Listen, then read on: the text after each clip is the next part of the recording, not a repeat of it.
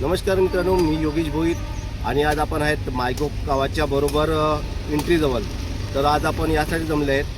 तर आज होत आहे प्रवेशद्वाराचं उद्घाटन.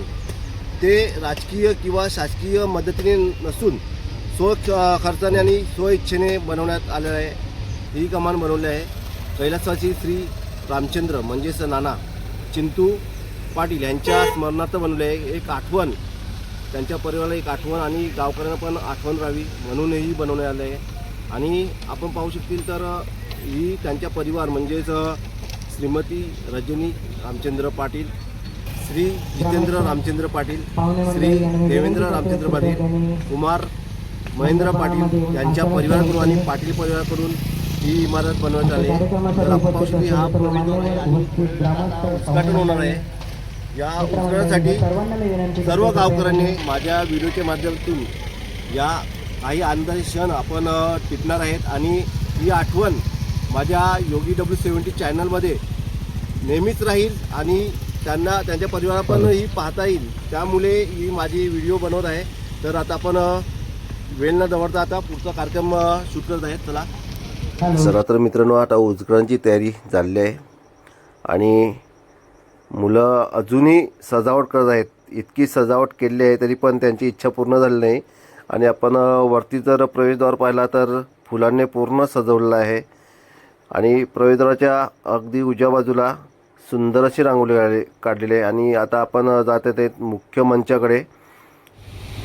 कैलासवासी श्री रामचंद्र चिंतू पाटील म्हणजेच आपल्या सर्वांचे लाडके नाना यांचे कालच तृतीय पुण्यस्मरण झालं. तेव्हा त्यांच्या स्मरणार्थ हा कार्यक्रम होतोय. त्यांच्या स्मरणार्थ हे प्रवेशद्वार आपल्या ग्रामपंचायतीसाठी दिलेलं आहे. तेव्हा मी आपण सर्वांना, उपस्थित सर्वांना या ठिकाणी विनंती करतोय की आपण सर्वांनी 2 मिनिटं आपल्या जागेवर उभं राहून त्यांना भावपूर्ण आदरांजली व्यक्त करूया.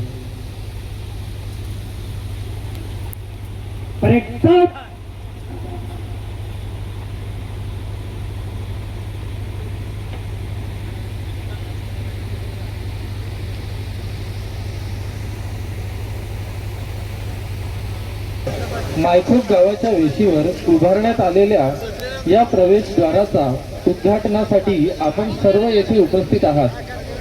याबद्दल मी आमच्या संपूर्ण कुटुंबाच्या वतीने मनापासून आभार व्यक्त करतो. आजचा हा दिवस आपल्या सर्वांसाठी अत्यंत आनंदाचा आहे. उपस्थित मान्यवरांनी जे मनोगत व्यक्त केले त्यातून खूप चांगल्या गोष्टी, शुभेच्छा त्यांनी व्यक्त केल्या. त्यांचे मनापासून आभार. परंतु ही झाली पहिली बाजू, पण दुसरी बाजू काय? तुम्हाला इतिहासातील बऱ्याच घटना ठाऊक असतीलच. ज्या ज्या व्यक्तींनी समाजाच्या, गावाच्या प्रगतीचा विकास करण्याच्या दृष्टीने पाऊल उचलले अशा बऱ्याच व्यक्तींना कटू अनुभव देखील आले. उदाहरणार्थ क्रांतिज्योती सावित्रीबाई फुले यांनी जेव्हा स्त्री शिक्षणासाठी पहिले पाऊल टाकले तेव्हा त्यांनी समाजाचा आधी रोष पत्करावा लागला, अपमान सहन करावा लागला. मग त्याला आम्ही देखील कसे अपवाद ठरू? म्हणून फक्त चांगली बाजू मांडून बाकीचे आलेले अनुभव लपवता देखील येणार नाही. हा प्रवेशद्वार फक्त प्रवेशद्वार नाही, तर ह्या प्रवेशद्वाराने ह्या 3 महिन्यात समाजातील अनेक माणसांच्या वृत्तीचे दर्शन देखील घडवले. ह्या प्रवेशद्वार बांधकामाच्या कालावधीत अनेक चांगल्या व्यक्तींनी सहकार्य देखील केले. परंतु तोंडावर गोड पण पाठीमागून निंदा करणारे, काम जेव्हा ह्या प्रवेशद्वाराचे थांबले होते तेव्हा हसणारे, काम थांबविता कसे येईल यासाठी धडपडणारे, जळणारे, कुठलेही सहकार्य न करता फक्त बघ्यांची भूमिका घेणारे, चुका शोधणारे, वाहत्या गंगेत हात धुवू पाहणारे, म्हणजेच कष्ट केले तुम्ही पण श्रेय आम्हाला असे म्हणणारे अशा बऱ्याच व्यक्तींचे दर्शन ह्या 3 महिन्यामध्ये सुद्धा आले. आणि हा एक समाजाचा वास्तविक भाग आहे, तो लपवता येणार नाही. अजूनही काही व्यक्तींची मानसिकता समाजात अशी का असावी, असे का होते, अजूनही काहींचे विचार इतके मागासलेले का असावेत? मला इथे कुणालाही दुखवायचे नाही, कारण आजचा दिवस हा आनंदाचा दिवस आहे. पण समाजाची खरी वास्तविकता मांडणे ही तितकीच गरजेची आहे. कारण 21व्या शतकात माणसाच्या मानसिकतेत विचारशैलीत बदल होणे खरंच गरजेचे आहे. एखाद्या व्यक्ती सद्भावनेने प्रामाणिकपणाने जर समाजासाठी गावासाठी काहीतरी करू पाहते तर ती चांगली गोष्ट करू पाहते, तर अशा व्यक्तीला सर्वांनी पाठिंबा दिला पाहिजे. भलेही ती गोष्ट त्यांची वैयक्तिक असो, परंतु ती जर सामाजिक हितासाठी असेल तर सर्वांनी त्याला पाठिंबा देणे तितकेच गरजेचे आहे. तरच ती गोष्ट इतर व्यक्तींसाठी प्रेरणादायी ठरते. जन्म देणाऱ्या आईप्रमाणेच ही आपली कर्मभूमी मातृभूमी सदा वंदनीय असायला हवी. आपल्या गावातील सुखसुविधा किती आवश्यक आहेत, किती गरजेच्या आहेत, ह्या सर्व ग्रामस्थांना तितक्याच परिचयाचे असले पाहिजेत. आज जो आम्ही भावंडांनी पाटील कुटुंबियांनी आमच्या स्वखर्चाने जो वडिलांच्या स्मृतीप्रित्यर्थ जो महाप्रवेशद्वार उभारलेला आहे, त्यात आमचा कुठल्याही प्रकारचा मोठेपणा किंवा दिखाऊपणा नाही, तर हा एक गावाला दिलेला आदर्श आहे, एक प्रेरणा आहे. जेणेकरून या गावातील किंवा इतर गावातील लोकांनी ह्यातून प्रेरणा घ्यावी आणि यातून छोटी मोठी अशी गोष्ट आपल्या गावाच्या सुखसोयीसाठी हितासाठी निर्माण करावी. आणि जरी बांधला असला तरी हे कार्य एकट्याने शक्य झाले नसते. या प्रवेशद्वाराच्या उभारणीसाठी काहींनी आर्थिक मदत न करता देखील वेळ, श्रम, मार्गदर्शन व मनोबल देऊन मोलाचे सहकार्य केले आहे. कुणी बांधकामाच्या कामात प्रत्यक्ष हातभार लावला, कुणी साहित्य मिळवून देण्यासाठी धावपळ केली, तर कुणी योग्य सल्ला देऊन या कार्याला दिशा दिली, तर कुणी कोणतीही अपेक्षा न ठेवता केवळ गाव प्रेमापोटी या कार्यात सहभागी झाले. अशा निस्वार्थ सहकार्यामुळे हे प्रवेशद्वार आपल्या गावाची ओळख ठरत आहे. या सर्वांनी केलेले सहकार्य आर्थिक नसले तरी अमूल्य आहे. त्यांच्या या सहकार्याची आठवण आम्ही पाटील कुटुंब कधीही विसरू शकणार नाही. नानांबद्दल अजूनही सांगायचं आहे, म्हणजे नानांची खूप सारी वैशिष्ट्ये आहेत, पण मला महेंद्राने खूप म्हणजे एकदम निवडक वैशिष्ट्ये मला लिहून दिली आहेत. पण लिहिण्यापेक्षा मी प्रत्यक्ष नानांना अनुभवलं आहे. जेव्हा मी त्याच्या घरी जायचो तेव्हा नाना मला प्रत्यक्षात दिसले. ते माझ्या मनातून बोलते. समजदारपणा, दयाभावनाची वृत्ती, सहकार्य वृत्ती, भावनिकता, संवेदनशीलता, त्याचप्रमाणे कष्टाळूपणा आणि संयमपणा, ही सर्व नानांची वैशिष्ट्ये आहेत. कधीही नानांकडे गेलं तर ते त्यांचा चेहरा नेहमी हसरा ठेवायचे आणि हसऱ्या चेहऱ्याने त्यांचा जो प्रभाव होता तो समोरच्यावर नेहमी पडायचा आणि हाच प्रभाव आपल्या सर्वांवर कधी ना कधी पडला असेल. मग ते मुलं असो, त्यांची मुलं असो, त्यांचे मित्र असो किंवा त्यांचे कोणी सहकारी असो, ह्या सर्वांच्या मनावर नाना आज कुठे ना कुठेतरी जिवंत आहेत आणि ते कायम राहतील अशी माझी अपेक्षा आहे. भव्य दिव्य असा प्रवेशद्वार या इथे उभारलेला आहे. बऱ्याचशा आठवणी नानांबद्दल आहेत, पण मागून सांगितलं जातंय की वेळ कमी आहे आपल्याकडे, बरेचशा मान्यवरांना बोलायचं आहे. त्यांचे जे काही विचार होते, गाव कुठेतरी पुढे गेला पाहिजे, गाव शिक्षित झाला पाहिजे, गावासाठी काहीतरी आपण केलं पाहिजे, हे त्यांच्या मनामध्ये नेहमी असायचं. म्हणजे जेव्हा मी पण त्यांच्याशी संपर्क जेव्हा माझा साधायचा किंवा आम्ही कधीतरी बसायचो 5 मिनिटासाठी, त्यावेळेला नानांचे जे विचार होते ते काहीतरी करण्यासाठी होते. विचार कुठेतरी गावाला किंवा तुम्ही जे काही करता, कार्य करता, त्याच्यामध्ये कुठेतरी तुम्ही गावाला आणि आपल्या समाजाला पुढे नेलं पाहिजे, हे त्यांच्या विचारातनं मला दिसून आलं. आणि खरोखरच त्यांचे विचार बरेचसे मी आज माझ्या गावामध्ये पण राबवत आहे. आपण बघताय की गावाच्या विकासासंदर्भातले ते काय त्यांचे विचार होते तेही मी आज त्यांचे जे विचार पुढे नेण्याचा प्रयत्न या इथे करत आहे.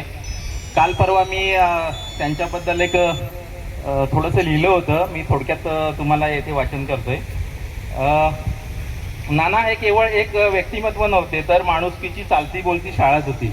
आयुष्यभर त्यांनी निस्वार्थ भावनेने एकमेकांना मदतीचा हात दिला, मुलांवर संस्काराची शिदोरी दिली आणि आपल्या गावासाठी समाजासाठी काहीतरी करायला हवे हा विचार त्यांनी प्रत्येक ऋतूतून जपला.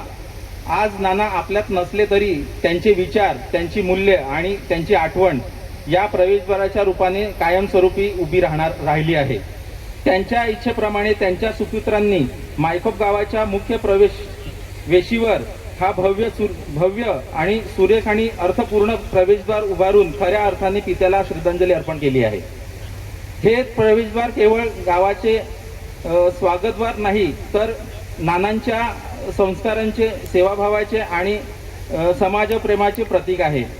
येणाऱ्या प्रत्येक पिढीला ते एकच संदेश देतील, माणुसकी जपा, समाजासाठी जगा आणि आपल्या कृतीतून निरंतर स्मृती निर्माण करा.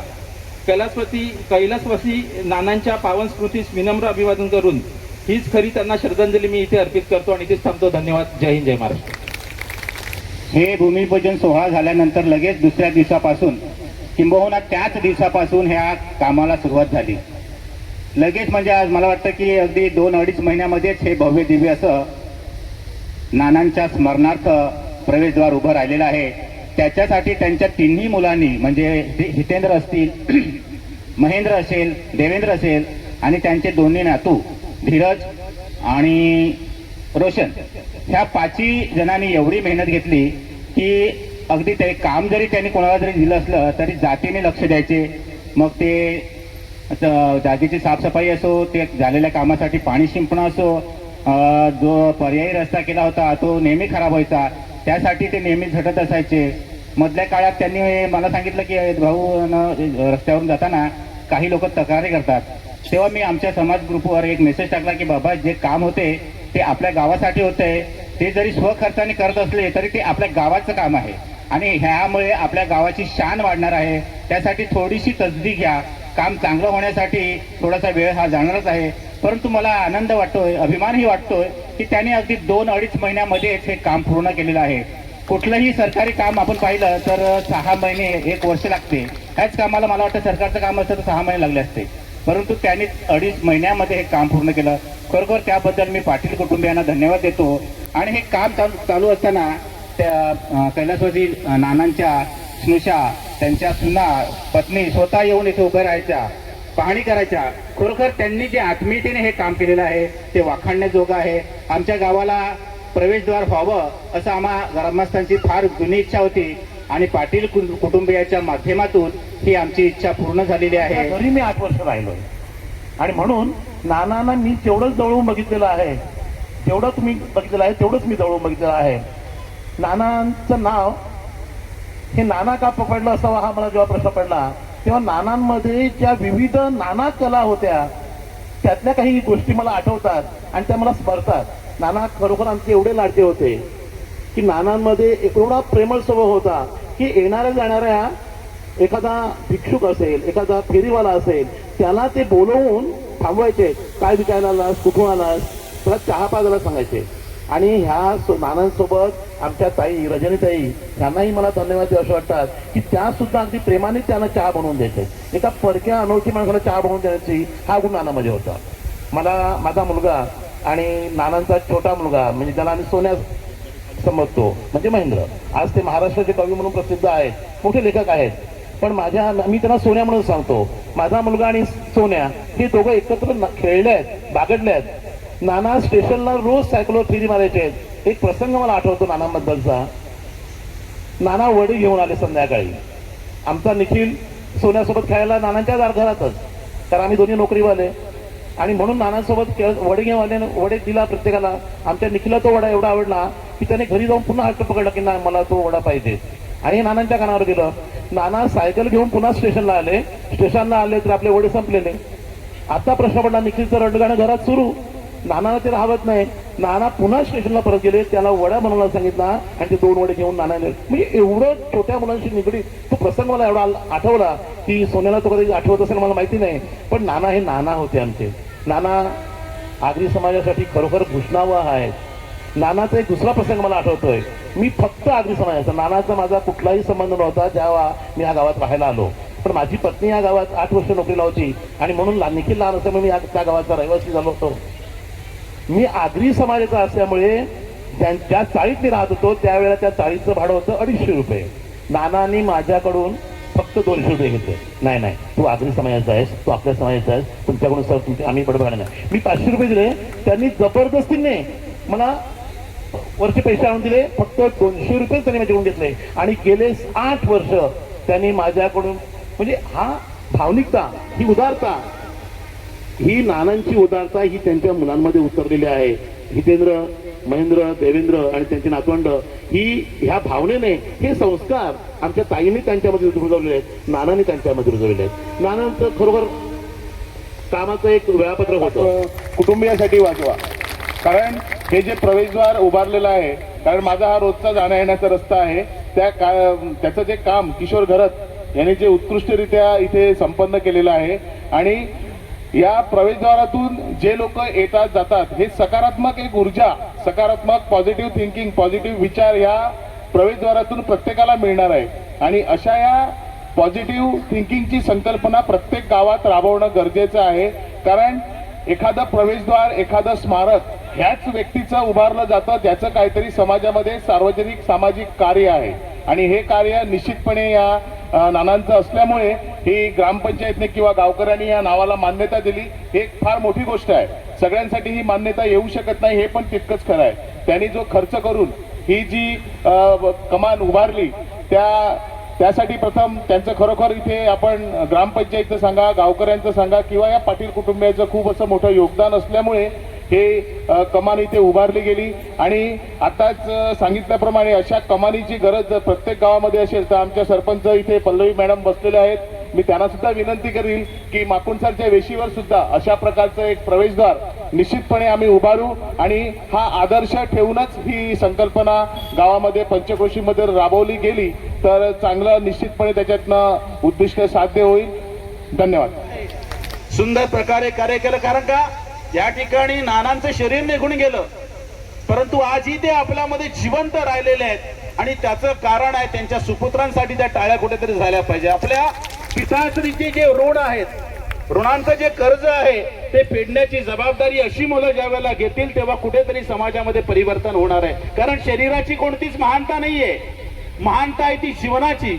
ज्या जीवनातून आम्हाला इतरांना प्रेम देता येईल, दुसऱ्यांच्या मनामध्ये आपुलकी निर्माण करता येईल, दुसऱ्यांच्या सुखदुःखामध्ये सहभागी होता येईल, अशी भावना ज्या हृदयामध्ये असते ना त्याच्या जीवनाला कुठेतरी महत्वाचं शरीर निघून जाणार आहे परंतु माझ्या स्मृती कायम इतरांच्या हृदयामध्ये टिकून राहतील असं कार्य करण्याची प्रेरणा आजचा हा कार्यक्रम आपल्याला देऊन जातोय.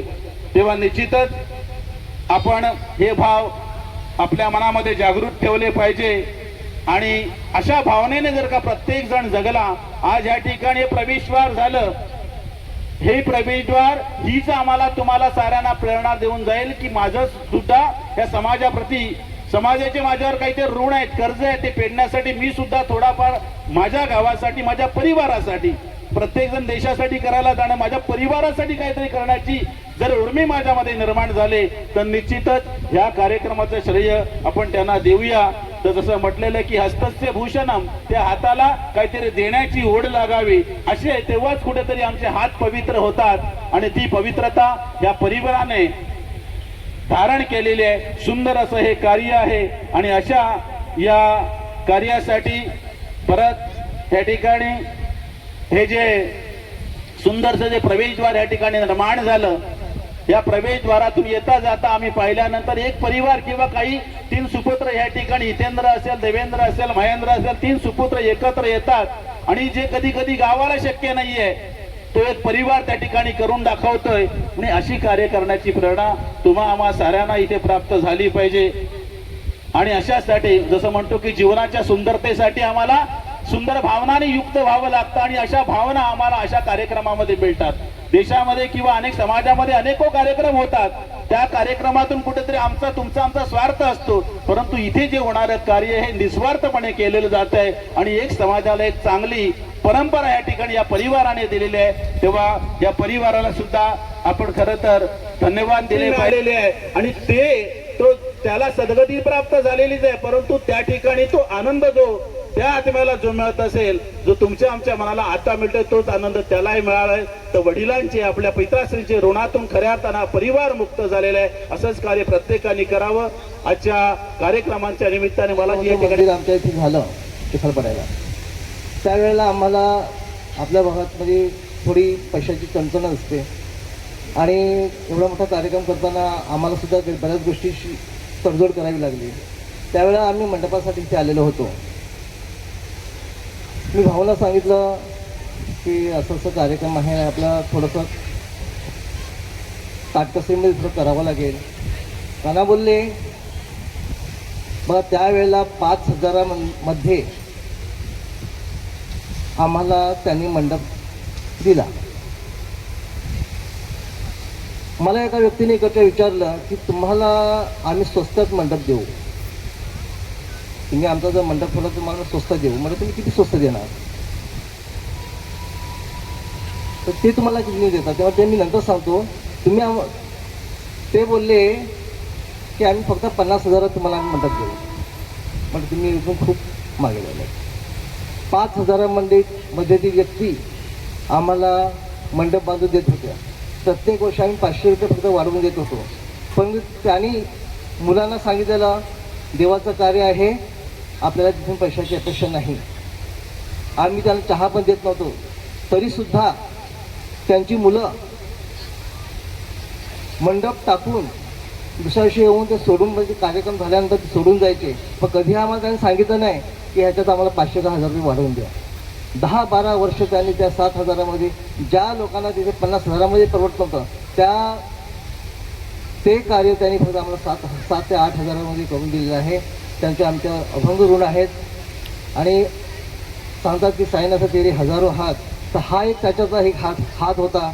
आणि असं हे परोपकारी जीवन जगलेले, आपलं कुटुंब सांभाळून, समाजाला धरून, आणि म्हणजे त्यांचं जे कार्य होतं ते खरं अविस्मरणीयच होतं. तर मित्रांनो, आताच आपण पाहिलं प्रमुख अतिथीचे मनोगत व्यक्त झालं आहे आणि ग्रामस्थांचे भाषण झालेलं आहे. तर त्यानंतर चविष्ट असं नाश्ता आणि थंड पेय सर्वांसाठी ठेवलं आहे. ते सर्व नाश्ता आणि पेय झाल्यानंतर आपण थेट प्रवेशद्वाराच्या उद्घाटनासाठी जाणार आहेत. तर मित्रांनो, आता आपण पाहत आहेत हॉलवर पाहुणे, सर्व पाहुणे मंडळी आणि ग्रामस्थ प्रवेशद्वाराकडे जात आहेत. आणि आता थोड्याच वेळात त्या क्षणाची वाट पाहत आहेत आपण. तो क्षण म्हणजेच उद्घाटनाचा. आपल्या समोर उद्घाटन करण्यासाठी प्रतिनिधी स्वरूपात कैलासवासी रामचंद्र चिंटू पाटील यांची सर्वात छोटी नात ही आपल्या शुभारचे सर्वांनी हात लावा एकमेकाच्या अंगाला. ह्या महाप्रवेशद्वाराचं उद्घाटन करीत आहेत. उद्घाटन झाल्यानंतर सर्व स्त्रियांनी, सर्व लक्ष्मींनी प्रवेश करावा. त्याच्या अगोदर ह्या स्त्रियांचा प्रवेश झाल्यानंतर त्याच्या अगोदर वाहनाचा प्रवेश होणार आहे. आणि कैलासवासी रामचंद्र चिंटू पाटील हे ज्या स्कूटीवरून आयुष्यभर फिरले, ह्या प्रवेशद्वारातून त्यांची स्कूटी पहिली जावी अशी इच्छा व्यक्त करतो. सर्वांनी टाळ्यांच्या गजरात उद्घाटनाचा सोहळा पार पाडत आहोत आपण. एकदा जोरदार टाळ्या सर्व नारी शक्तीसाठी. सर्व लक्ष्मींच्या पावलांनी, सर्व महिलांनी ह्या सुंदर अशा, पवित्र अशा महाप्रवेशद्वारातून गावामध्ये प्रथम प्रवेश करायचा आहे. आणि तो केलेला आहे. खऱ्या अर्थाने आपल्या ह्या मायका नांदेल या संख्या नाही. आणि यानंतर या प्रवेश केलेला आहे. आणि समस्त मान्यवर, ग्रामस्थ, पाहुणे, कुटुंब यांनी देखील प्रवेश केलेला आहे.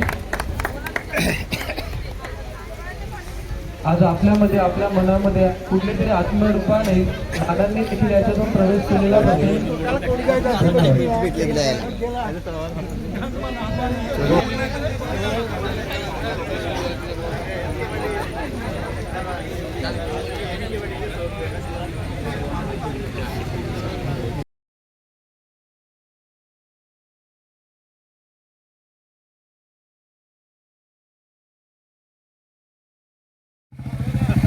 तर मित्रांनो, तुम्हाला कसा वाटला हा उद्घाटन सोहळा? खूप सुंदररित्या पार पडला. आणि नक्कीच आपल्याला जर व्हिडिओ आवडेल तर योगी W70 लाईक करा, शेअर करा आणि सबस्क्राईब करा. धन्यवाद.